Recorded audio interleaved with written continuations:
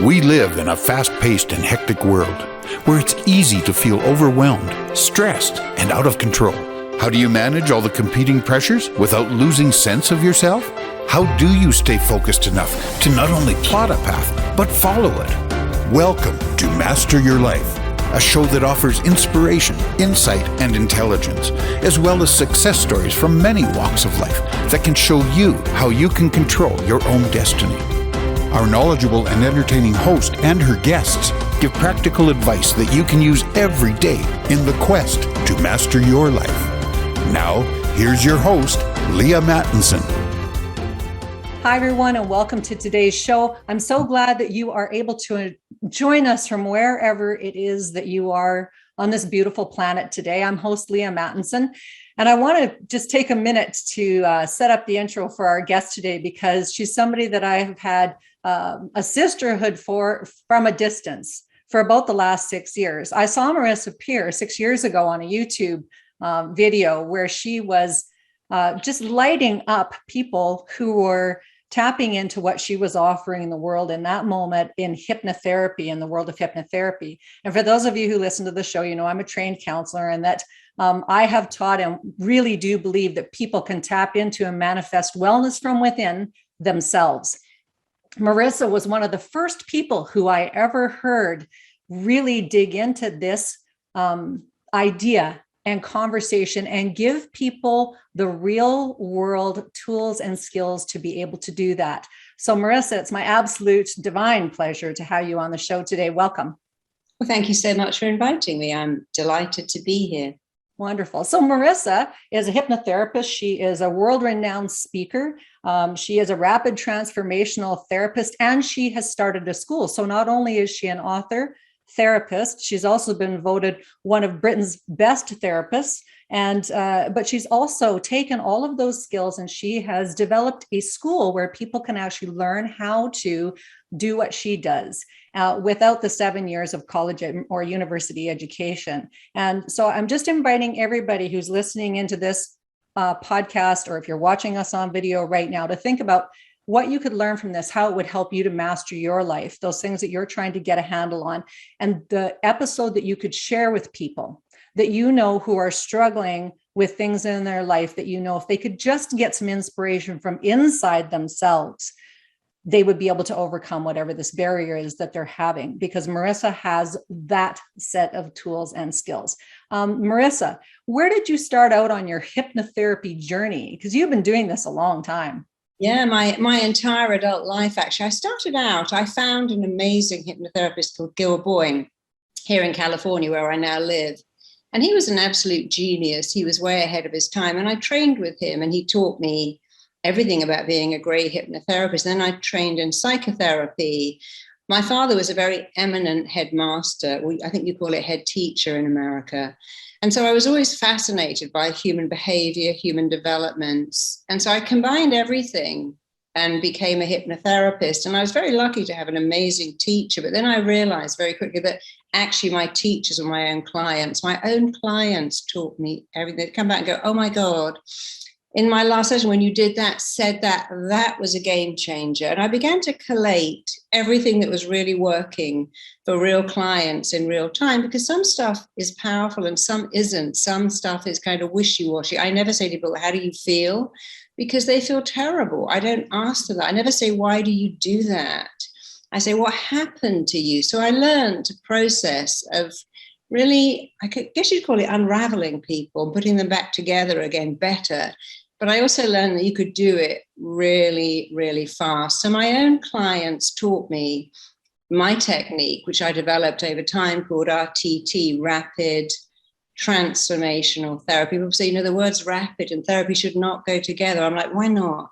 Mm-hmm. If you went to the emergency room with extreme pain, or even indeed the dentist, or even indeed the chiropractor, they'd never go, well, we need to build a long relationship of trust before we can help you. When we're in pain, we want to be out of pain as fast as we can.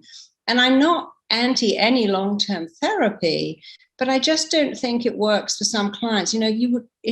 Mental pain, emotional pain is the same as physical pain. You want to be out of it as fast as you can to understand it and to overcome it. So I wanted to create a therapy that was really client-based, that took them out of their pain. And that could be the pain of never having love, could be the pain of lacking confidence or blushing, could be the pain of self-sabotage, could be the pain of something like, I don't know, panic attacks. So my own clients taught me really what they needed. And then I created my own method. And amazingly, it's gone from strength to strength. And I'm so delighted with how it's being perceived. And we've trained 10,000 people all over the world who are every bit as good as me, some better, I think. And it's a wonderful thing.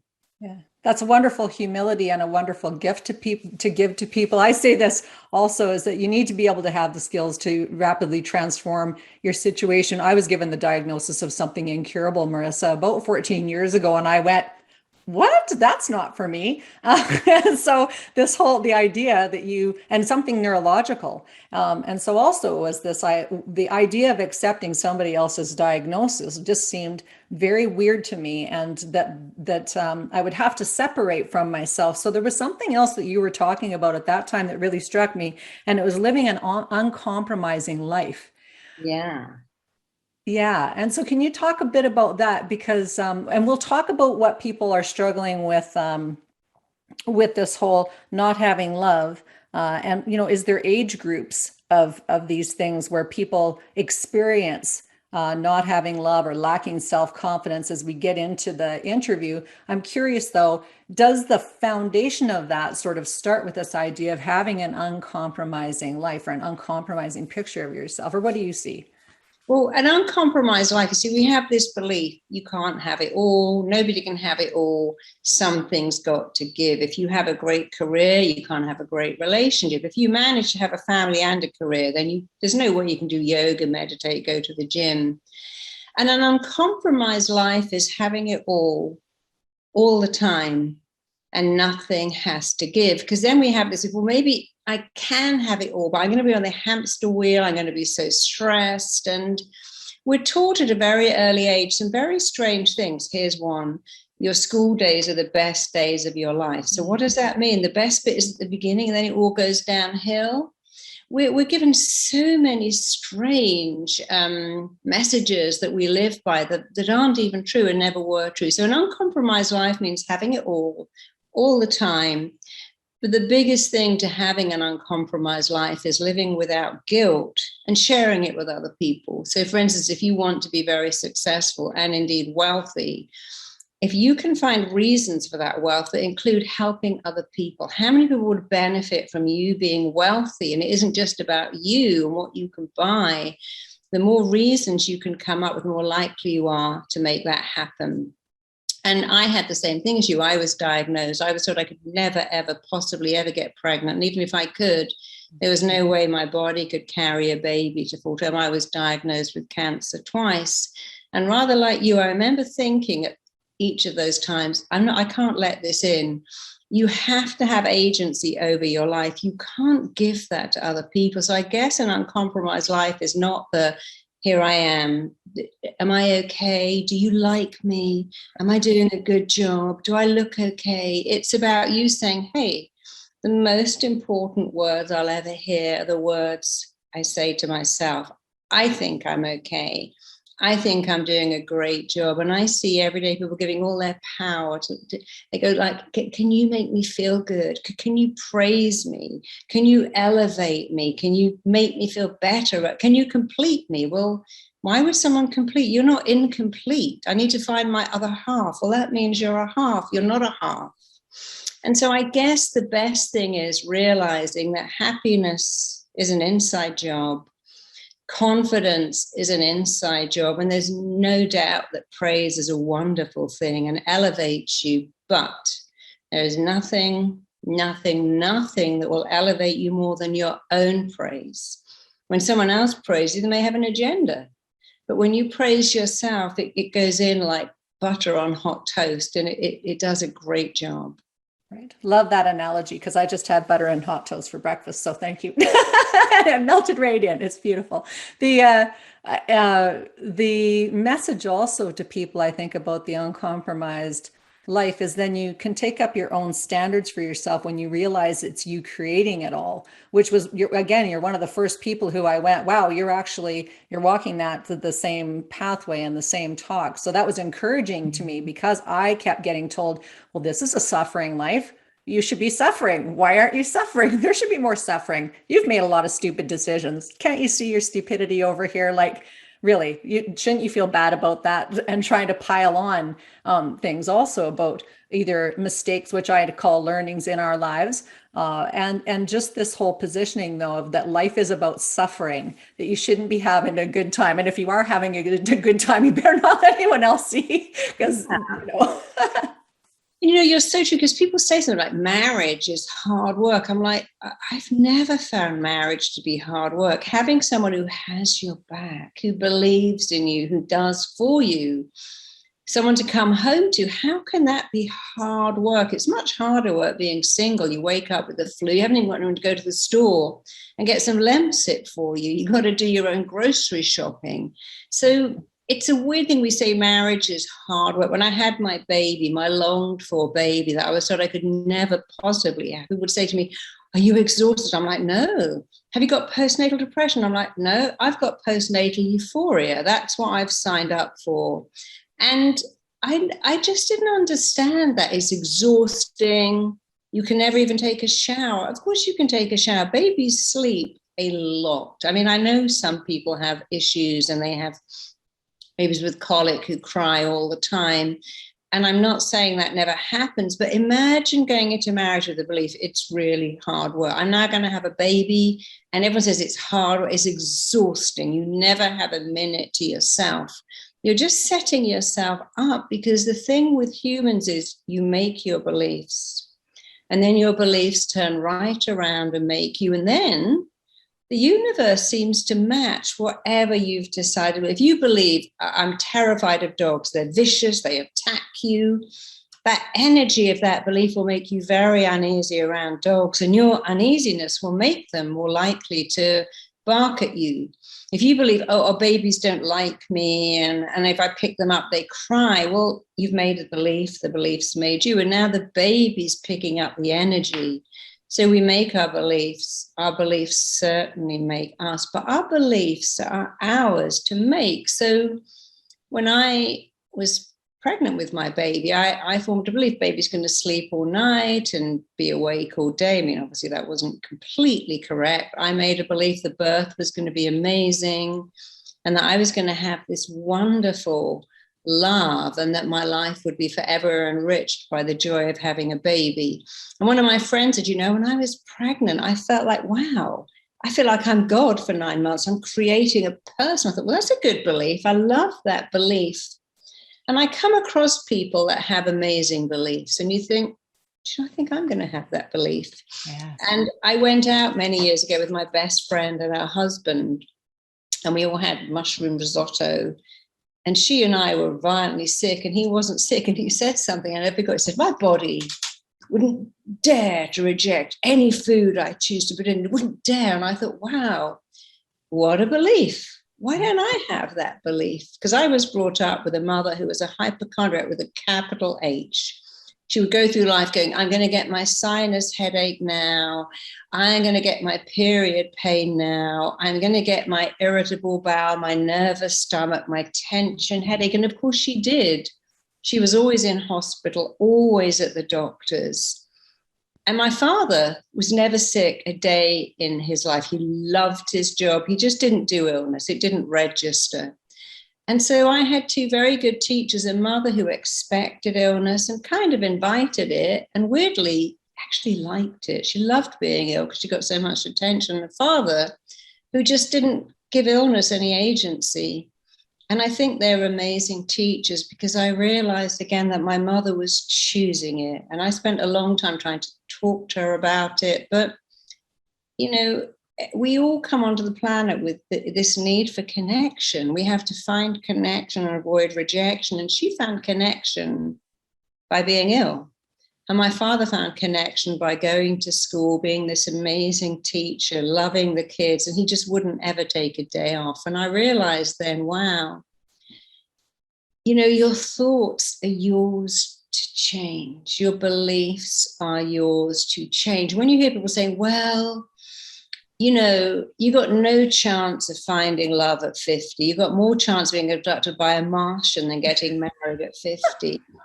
And I used to work for Cosmopolitan. I was their advice columnist, and that was a headline.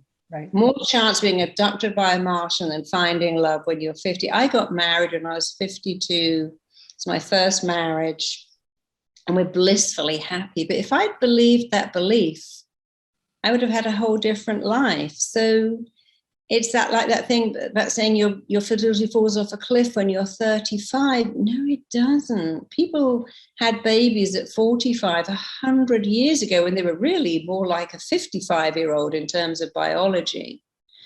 So it's really important to look at what you believe and ask yourself a question. Why do I believe this? Where did this belief come from? Who told me that?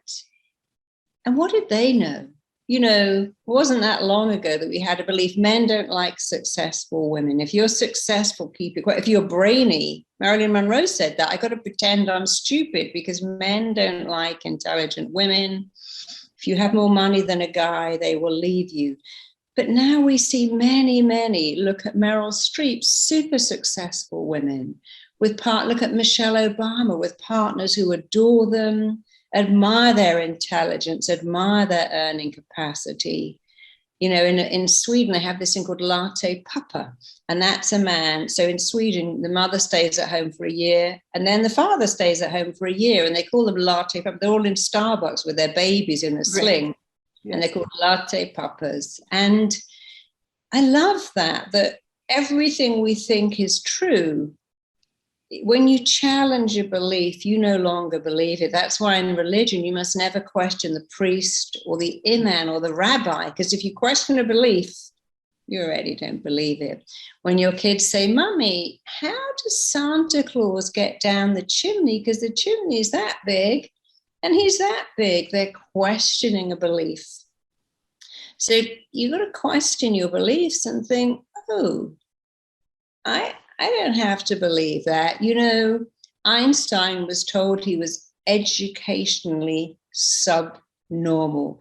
J.K. Rowling was told, Harry Potter, nobody wants to buy a book about wizards. John Lennon was told, you are on the road to nowhere. Mm-hmm. And there's so many people who were told, no. And Naomi Campbell, someone said to Naomi, you know, you can't get on the cover of Vogue. That door is shut to Black women. She went, shut? I'll kick it open. And I love that about her, because if we all challenged beliefs and made better beliefs, the world would be a better place.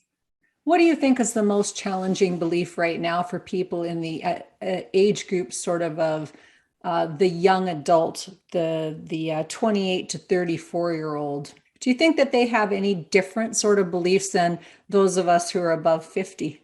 Yeah, I see what I call a whole lost generation. You know, when I was growing up, I lived in a community, a little village.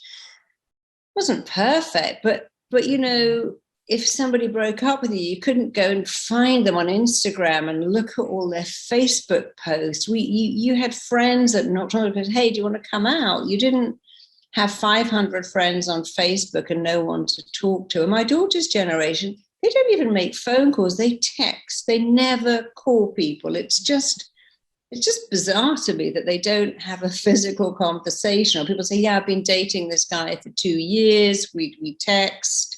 We never actually had a conversation. And I think... What? I know, it's bizarre. It's just bizarre. I find it bizarre, but they think it's cool. I haven't heard that one. I've heard a lot, but... But then if you watch something like Catfish, you'll see it. These people who are just...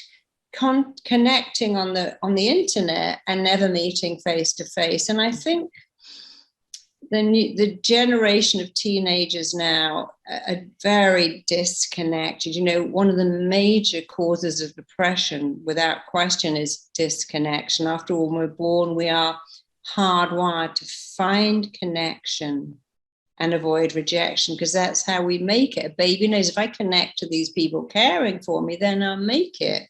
And so does, by the way, a little puppy or a kitten. I took in 7 rescue cats about to be euthanized. They were all kittens, and they would like climb, imagine they're up my legs, because they knew if I connect to this person who appears to have food, right, I'm going to survive. And they were like weeks old, but they knew if I connect to her, I'm going to survive. And so our DNA requires connection. And what I see happening is massive disconnection. People, not just teenagers, people say, I'm a coach and I work from home on the screen, but I never see anyone. And then I have Amazon deliver all my shopping. And I live in a world of disconnection. And we forget that years ago, that's how you punish someone. You sent them into solitary confinement, you banish them. And yet we are willingly doing what we know withers someone's soul, disconnection. We don't live in communities. We don't know our neighbors.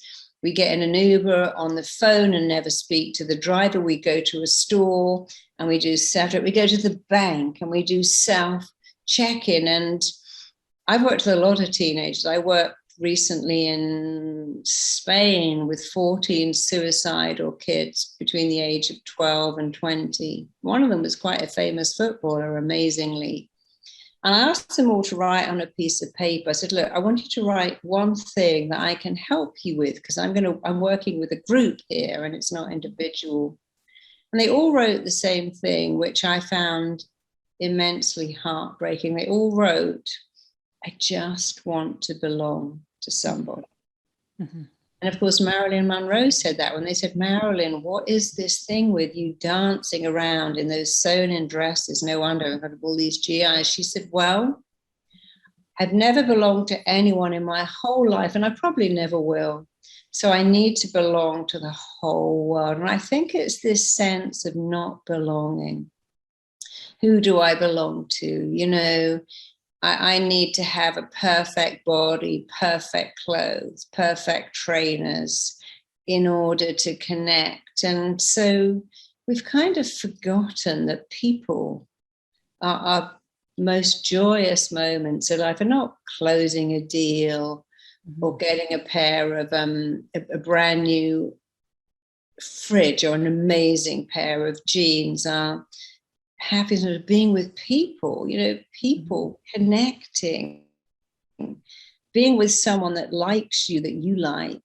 That's what makes the world work. And yet we live in a world where we are more disconnected than ever. The highest suicide rate in the world is teenage boys. And then we have a generation of old people. I mean, in Japan, you can now rent a robot to keep you company. I saw that. Actually, yeah, you can rent friends. They have in Japan this very strange evidence where women in their 50s are actually going out and lifting groceries so they can go to jail. And they love it in there. It's like being in a girls' boarding school. They got friends, they have breakfast with people. And when they leave, they want to go back. It's like, what have we done where people would rather be in jail than at home? Because we're so lonely, we're so disconnected, and we think the TV is my friend, the screen is my friend, my phone is my friend. And I see that too with my daughter, who cannot have a meal without having an iPod on the table. You know, I go and everyone's got their phone on the table. I'm guilty of that too. I keep saying to my husband, you know, you're going to have to have that phone surgically extracted from your hand because he walks around like that. Right. And it's just so bizarre that we've created a world where we connect to our phones because we're disconnected. And when you are disconnected, you'll connect to anything. That's why so many people connect to alcohol or drugs, because we can't connect to people. And it's just really sad. But it's really alarming that we've let that happen in the world. Yeah, and it's happened in short order. So I like that you've pointed out this, that we let it happen, and that we create the realities that we're living in. So we can create the reality. I wouldn't say we can uncreate stuff, but we can recreate things the way that we want to create them. And I think it's very clever how the phone manufacturers have done this, because we have a lot of love connection in our hands. there's lots of things to do with love that happen with the use of our hands. So when we hold our phones all the time, or we applaud for something and we're showing appreciation, that's an expression of love. So when we actually are holding this energetically in our hands, the phones are a connection to love.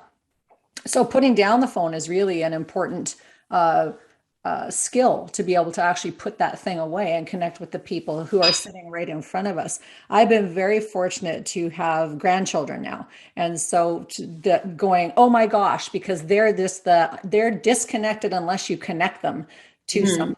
So there's so much joy in spending time with them, because they're real, honest, raw, and they won't leave you alone either, right? So it's like they're the little, like the kitties, the same as your kitty analogy, is they're just right there looking for all the love and the nurturing and the affection. And we have this opportunity right now, I think more so than ever, to recognize how much pain we're in, and to be able to actually, in rapid short order, to turn that around by turning things off. So it's very simple to put it in the drawer. When you understand the consequences of what we've created, and feel it emotionally. Do you think that people are disconnected emotionally? That's why we kind of keep going and surfing along in our brain. And so we really haven't got that heartfelt, ouch, it hurts when I'm feeling this disconnection. I'm just going to go right back to the cerebral thing. Like, do you think there's some disconnect there that the hypnotherapy helps with also? My mother, for instance, could speak to her grandchildren on Zoom. And so that was a great thing. I think if you know your children and your grandchildren in another part of the country, and you can Zoom and have a conversation, that's a great thing.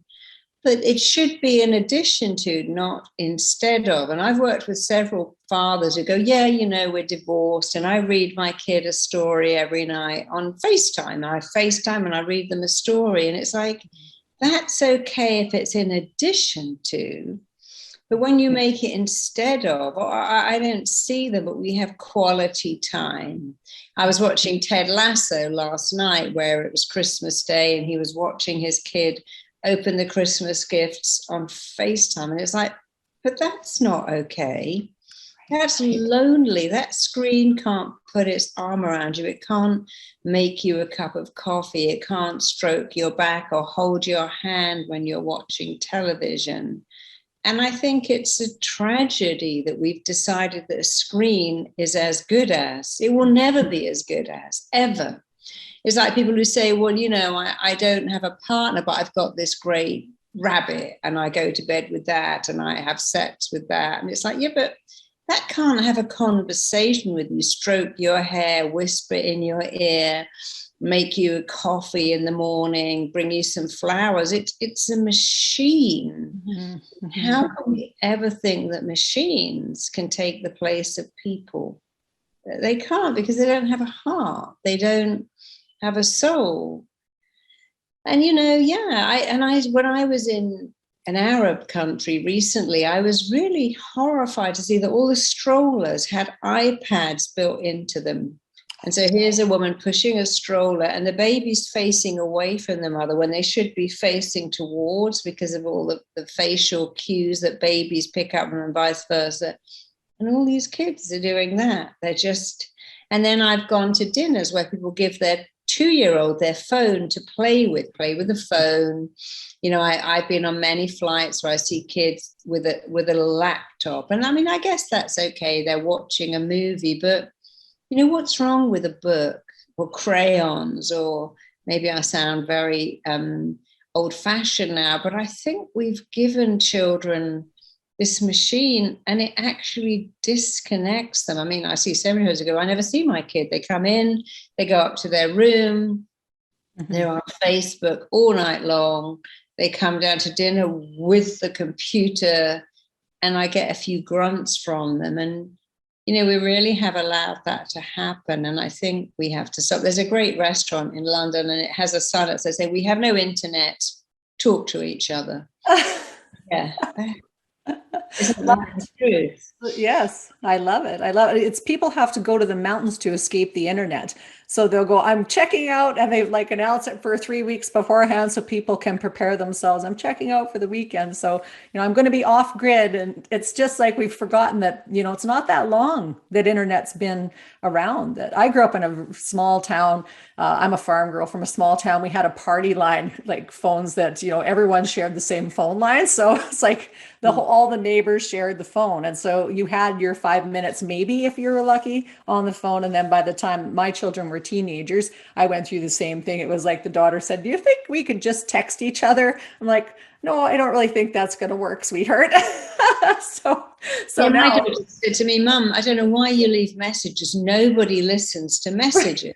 Don't leave a message. I never listen to messages. So it's like, that's their thing, and we have to kind of adapt to that. But I don't think it's going to get better. I think it's going to get worse until we kind of think, wow, what have we done? What have we done? And then, I was many years ago, my mother had like a lunch for all her children and grandchildren. That's very important. And everybody was on their phone. And she said to me, this is so sad because I don't have a phone. And I don't know how to do what you're doing. And I feel really excluded here, that everybody is on their phone. So Christmas Day came and everyone's taking pictures of their gifts and taking pictures of the dinner. This is Christmas lunch. Let's take a photo and let's share that. And then let's have a quick look at all the likes. And it's like, wow, what's happened to just having a lovely meal together, what we call breaking bread together and connecting. Mm-hmm. Yeah, so important. I agree. It's like the need for social media. One of the things with being a business owner, and I'm sure that you recognize this, is there's a demand for the social media, and it's very exhausting as a creator because it's not creative to snap pictures and to send them to people. Creation is having your box of crayons and drawing a picture. Creation is creating your rapid transformational school. That's creation. When you're regurgitating and that like picture taking, the creation process has already happened. Maybe the person who posts on social media, that's their creative process, is they take the pictures and they make the post look pretty. But the actual creation, the creation of the meal, the creation of the energy, the creation of the invitations, the event, the good food, the good recipes, the spicing, the tasting it all, the savoring it all, is almost sabotaged by the phones being out and pose, just pause for a minute, pose, hold on. And right now, like my grandchildren are they're almost 7, almost 4, 2, and a brand new baby who's just was born on June 21st. But the 2-year-old granddaughter is so well trained now, she'll just go cheese every time cheese every time the camera's around. I'm just going, can't you just have like a natural moment? I'm trying to catch like natural things, but it's very much they're designed to perform. Yeah, I know. And I saw my friend's little boy go up to the television screen and start to swipe it because he thought that if he swiped it, it would move along. So yeah. It is a dilemma. I don't really have all the answers as what to do about that. But I think we have to remember we are hardwired to connect. Yes. There's a great song, People Who Need People Are the Luckiest People. And there's never going to be a song called People Who Need Screen Time Are the Luckiest People in the world. It's a Barbara Streisand song. But it's so true that we need people are happy. And I think a lot of us found that in COVID. It's like, oh, I connected with my neighbor. Mm-hmm. I connected with my community. I took something around for someone. Somebody bought some food for me. And I do think we really need to remember every day that we are wired to not just want connection, but to absolutely need it so much. And if we could just remember that, it might help us stay on track a bit better. So how does hypnotherapy help me to, when I wake up in the morning and I feel this ache of loneliness and despair, or just not good enough, how can hypnotherapy help me? Well, in our TT, I worked out long ago that there's only 3 things wrong with everyone. I mean, I've had hundreds of thousands of clients coming to my office. And I realized that all of them only had three problems, that the biggest one, without question, was I'm not enough. I'm not good enough. I'm not smart enough. I'm not worthy enough. The second one was I'm different, so I can't connect, which is a huge problem since we need to connect. And the third one was I want something so much like love or success or health, but it's not available to me. And so what hypnotherapy does, especially RTT, that it takes you back to where. And I say to clients, look, I know you say like, I've never had love. I've never felt confident. I've never been able to cope with being the focus of attention. That's not true. Let's imagine the day you were born. How many people counted your fingers and toes, weighed you, looked at you? No baby says, don't look at me. I'm naked. I got no teeth. I got no hair. I'm having a really bad day. A baby kicks their little legs and gurgles because their belief is, oh, you've come to see me and I'm worth seeing. So the good news is to understand that the three things are I'm different, I can't connect, it's not about, and I'm not enough. You were not born with those beliefs. No baby when they're born says there's no point in crying. No one's coming. There's no point in fussing. I'm not worthy. A baby will wake you up at 4 a.m. A baby doesn't go, hey, my mum spent a fortune on this organic broccoli. I shouldn't just go, look, and spill it up all over this little onesie that she just spent ages laundering. Babies have a belief. You see, when you're in the womb, it's like being in the Holiday Inn in Hawaii. It's always 75 degrees. You have 24-hour room service. Someone is always there. So a baby is born with an interesting belief. My needs are going to be met. Someone's going to meet them. And it's good to start from that, because if you start from that knowledge that you were born knowing you're enough, actually certain you're enough, you can reactivate, remanifest, and regenerate what you were born with. So what hypnosis does, better, I think, than any other therapy, is go back and say, look, this is acquired. You weren't born with it, you acquired it. And if you acquired it, guess what? You can be free of it forever. So we take a look at what I call unfinished business. I didn't have a dad. My dad left when I was born. My mum was depressed. My mum was always at work. I was raised by neighbors, friends. My mum preferred my brother. My mum wanted a girl and she got a boy, or vice versa. So we look at the facts, but then we look at something way more important, because what happens doesn't affect you. The meaning you attach to it does. And the great news is you can change the meaning. My dad left when I was a baby, therefore I'm not lovable. Oh, the truth is my dad was 17. He was an idiot. He was more childish than me. And the fact that he couldn't or wouldn't love me has nothing to do with how lovely. After all, Princess Diana's mother left her when she was 4 and never came back. Marilyn Monroe's parents both abandoned her. And yet we found those women incredibly lovable. And so it's about going back and looking at the scene and saying, okay, but that is the truth about that scene, is that's my mother's story. She was depressed. My story is that against all the odds, I got here. She didn't want me. She didn't love me, but I'm here. Somebody wanted me to be here. I must be here for a reason, and therefore I am lovable. So the biggest issue I see is, again, this not enoughness. You know, we look at people like Britney Spears, Michael Jackson, George Michael, Heath Ledger, all these beautiful people who had everything except the thing that you need the most, the I'm enoughness. And the good news is that when you feel not enough, you'll always need more of something.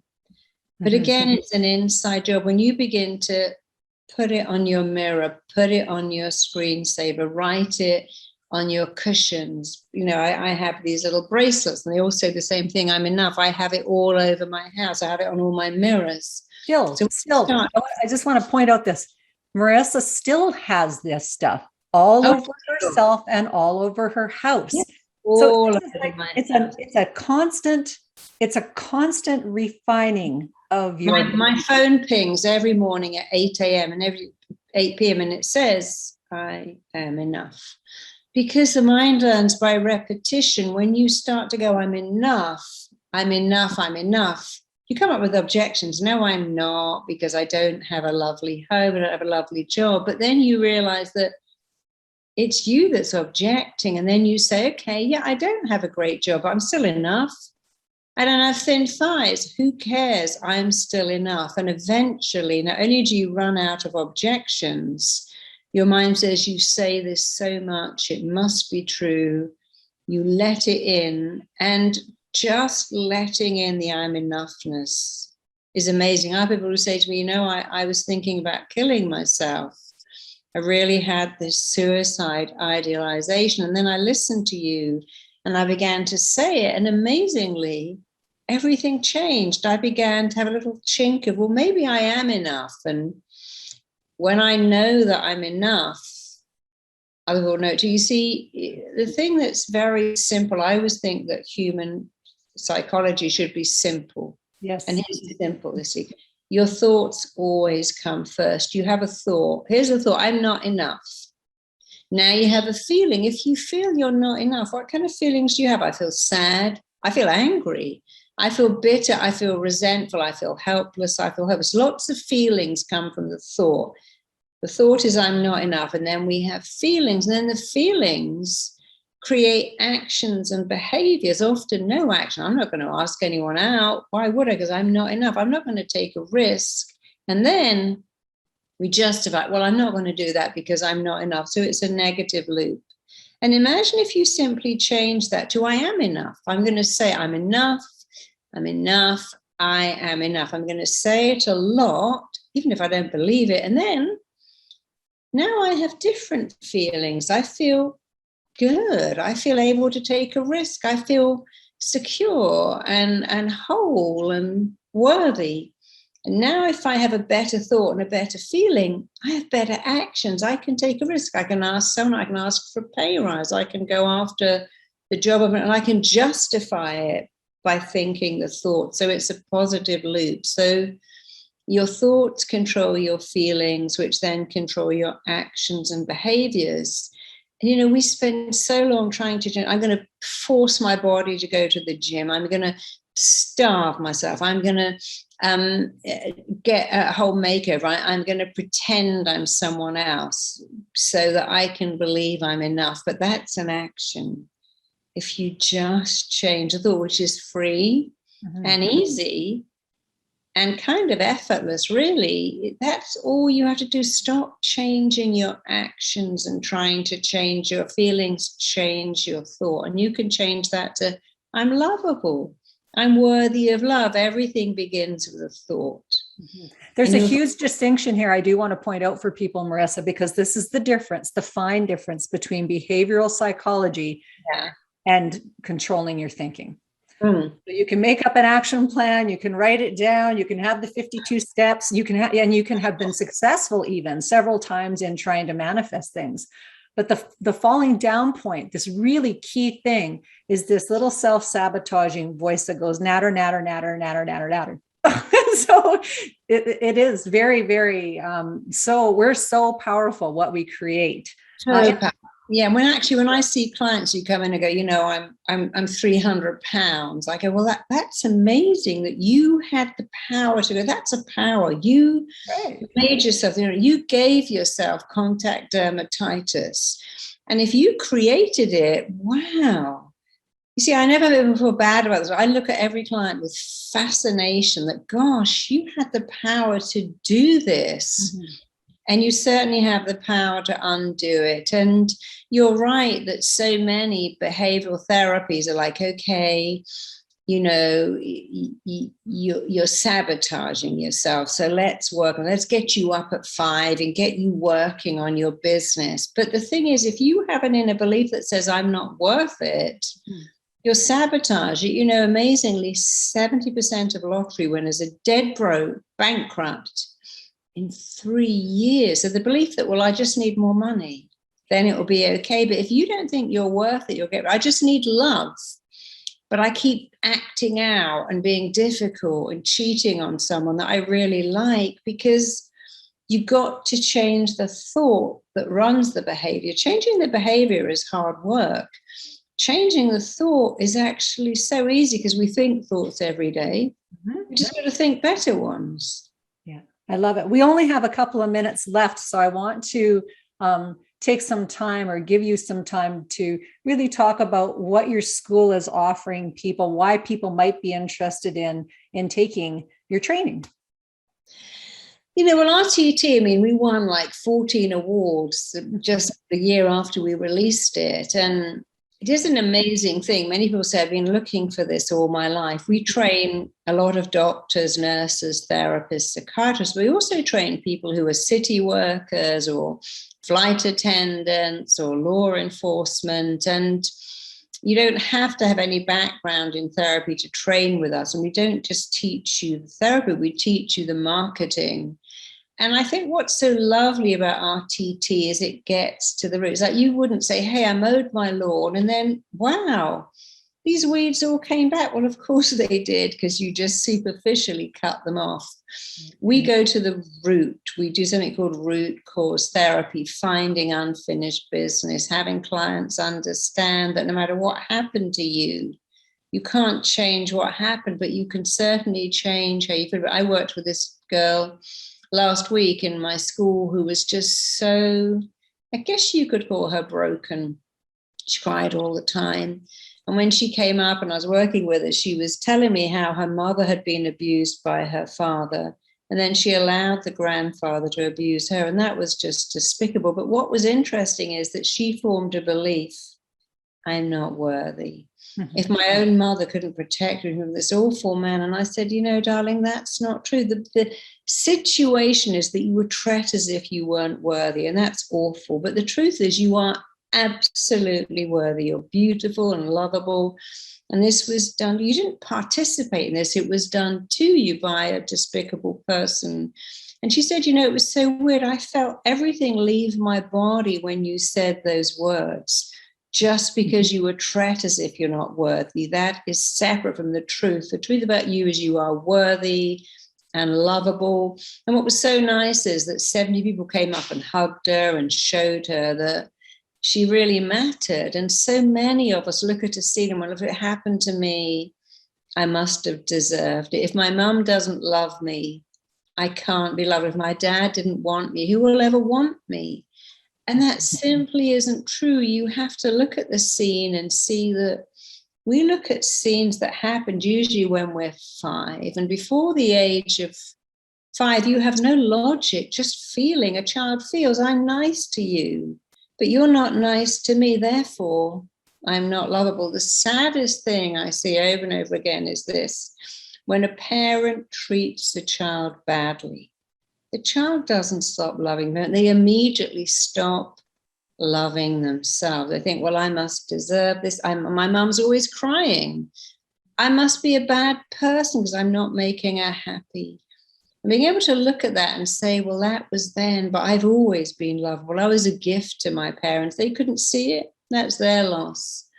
So it's the perception of, I can't change what happened, but I can definitely change how I feel about it, how I've interpreted, and the meaning I've made of it. You can make a different meaning. It's like people saying I was giving up for adoption, therefore I can't be lovable, when the truth often is your parent loved you so much, it actually devastated them to give you, but they did it as an act of pure love. So when you can see it differently, even if it's not true, you can still say, yeah, my dad wanted a boy, but I was meant to be me and meant to be a girl. And here I am. And the universe that created me will support me, even if he doesn't. I think if I had to summarize what RTT does, is it gives all of the clients freedom and empowerment. That's an amazing thing to have. I love it. I love it. I love it. I wish we could talk for another 7 hours, Marissa, because you have such wisdom and grace, and you've worked with so many clients. That's what actually gives you so much credibility. So for those of you who are listening to this, I want to encourage you to watch it. the video on masteryourlife.ca or on the YouTube channel, because part of this connecting with people is looking at them, seeing their physical being, seeing the energy that's coming out of their eyes and out of their heart. And you can't necessarily get that through a podcast. So I want to invite all of you to spend some time with this divine lady and myself on masteryourlife.ca. You can see what Marissa is offering. You can get all of her offerings on the website, on the Stuff I Love page, because I do love your work, Marissa, and just all of the healing that you're spreading in this beautiful world. So thank you so much again for being my guest. It's my absolute honor. I'm feeling choked up because I have a belief that this is life-changing for people. So it's a great honor. Beautiful. Thank you so much, Marissa. Everybody, love yourselves, love each other, mind your minds. That's all for us. Bye for now. And know you're enough. And lots of love. Bye. Bye. Thank you for being a part of our program today. Master Your Life is a presentation of Leaha Mattinson Enterprises, Inc. Join us next time on Master Your Life, helping you to discover the very best of you.